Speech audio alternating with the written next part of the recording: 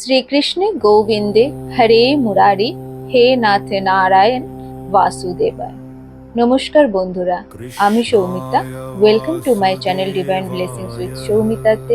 আমি এখানে কথা বলি love, attraction, manifestation, spirituality, occult, numerology, astrology নিয়ে। আপনারা যদি এই বিষয়গুলোতে ইন্টারেস্টেড হয়ে থাকেন তাহলে অবশ্যই আমার চ্যানেলটি সাবস্ক্রাইব করবেন। ভিডিও ভালো লেগে থাকলে লাইক এন্ড শেয়ার করতে ভুলবেন না। শাস্ত্রে বলা হয়েছে, যদি কারো হাত ধরতে হয় তবে হাত ধরো, কথা নয়। আজ আমরা কথা বলতে যাচ্ছি এমন একটি বিশেষ একাদশী নিয়ে, যা কোনো সাধারণ একাদশী নয়। এটি 3 বছরে মাত্র একবার আসে। হ্যাঁ, আমরা কথা বলতে চলেছি পুরুষোত্তম মাসের পদ্মিনী একাদশী নিয়ে। এই বছর 27শে মে বুধবার এই অত্যন্ত শুভ দিনটি পড়েছে। আপনারা যদি সাধারণ একাদশীর ব্রত নাও রাখেন, তবু এই ভিডিওটি শেষ পর্যন্ত অবশ্যই দেখুন, কারণ আজ এমন কিছু উপায়ের কথা জানাবো যা আপনার ভাগ্য বদলে দিতে পারে। হিন্দু ধর্মে প্রতি 3 বছর অন্তর একটি অধিক মাস বা পুরুষোত্তম মাস আসে, আর এই পুরুষোত্তম মাসের একাদশীকেই বলা হয় পদ্মিনী একাদশী। 3 বছর পর এই সুযোগ আসায় এর গুরুত্ব অপরিসীম।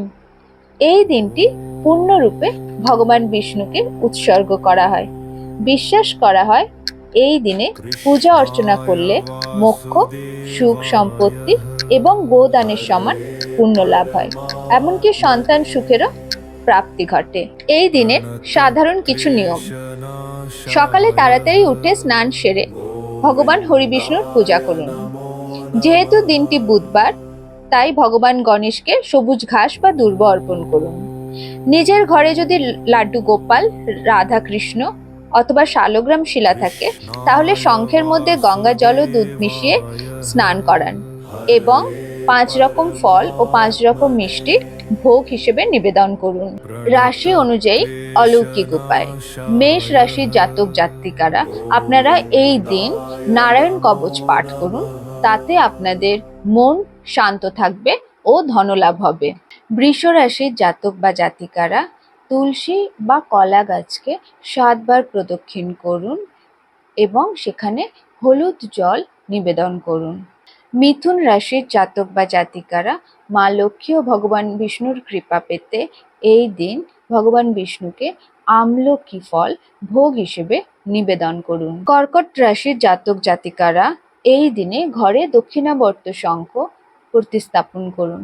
যদি আগে থেকে ঘরের দক্ষিণাবর্তী শঙ্খ স্থাপন করা থাকে তাহলে সেটিকে অবশ্য পূজা করুন এবং সন্ধ্যার সময় ঘিয়ের প্রদীপ দেখান। কুম্ভ রাশির জাতক বা জাতিকারা এই দিনে আপনারা পিতৃপুরুষের উদ্দেশ্যে দান করুন।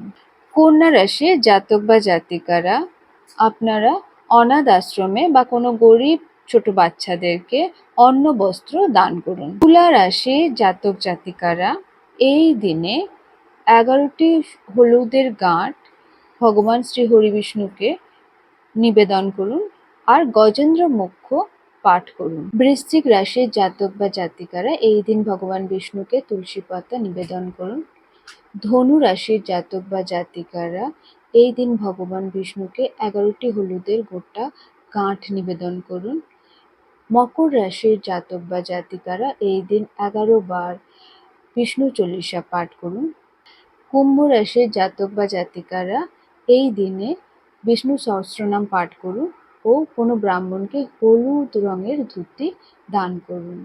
মীন রাশির জাতক বা জাতিকারা ভগবান বিষ্ণুকে বৈজয়ন্তীর মালা আর হলুদ ফুল নিবেদন করুন। এই দিনে তুলসী পূজার গুরুত্ব অপরিসীম। সকাল এবং সন্ধ্যায় তুলসী তলায় ঘিয়ের প্রদীপ জ্বালান। যাদের শনিদেবের দোষ বা দশা চলছে তারা অবশ্যই অশ্বত্থ গাছের পরিক্রমা করুন। ভগবান বিষ্ণুকে বিশেষ করে সাবুদানার ক্ষীর ভোগ হিসেবে নিবেদন করুন। এই দিন কি করবেন না: এই দিন অন্ন গ্রহণ করবেন না, এই দিনে আমিষ জাতীয় খাবার খাবেন না, মদ্যপান করবেন না, আর মুসুর ডাল এই দিন খাওয়া সম্পূর্ণরূপে নিষিদ্ধ। 3 বছর পর আসা এই অলৌকিক পদ্মিনী একাদশীর শুভেচ্ছা আপনাদের সকলকে। মা লক্ষ্মী ও ভগবান বিষ্ণুর কৃপা সর্বদা আপনাদের সবার উপরে থাকুক। কমেন্টে অবশ্যই জয় মা লক্ষ্মী লিখে যাবেন।